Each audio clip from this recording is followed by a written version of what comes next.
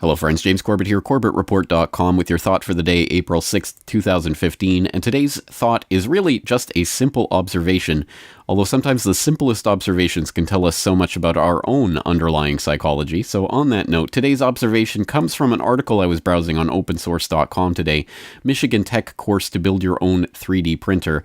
Basically, Michigan Tech started offering a course for engineering students to learn how to build their own open source RepRap 3D printer.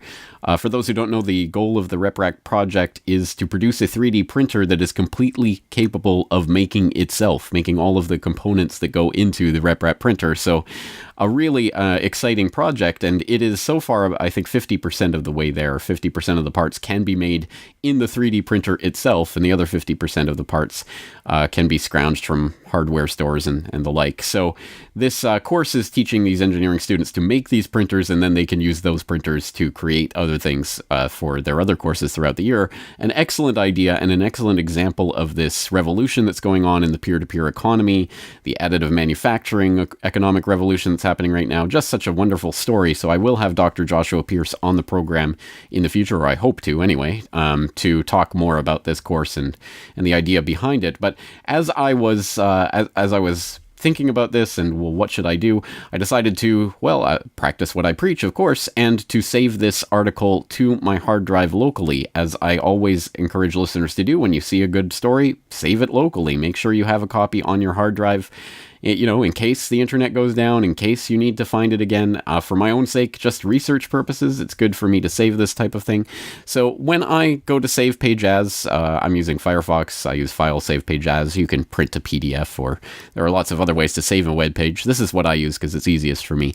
But it'll bring up my my folders here that I use to keep track of all of my research. So 9/11 and climate change and corporatocracy, false flag, globalism, health, internet, media, science, police state, all of these different categories. World, I have all of the different countries, so if I ever need to find out a story about Russia, I can go back and see what I have on Russia saved already. All of this information is saved into categories. But when I went to save this story, Michigan Tech course to build your own 3D printer, I wonder, what category does this fall in? It's not 9/11, it's not cyber terrorism, it's not intelligence agencies, it's not New World Order.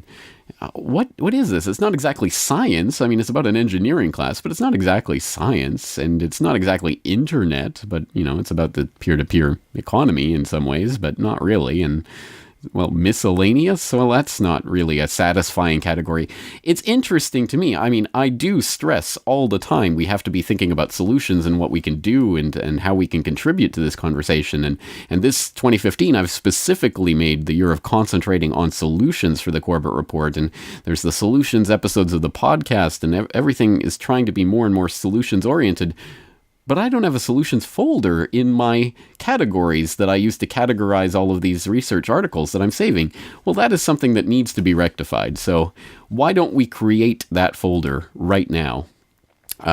And start saving things in there. And again, I think this is one of those tiny little things that we don't even think about and doesn't seem like a big thing. But when you really think about it, it says something about the underlying psychology. Of course, I have all of these things keeping an eye on false flag terrorism and globalism and New World Order and all of these things that we don't want to happen.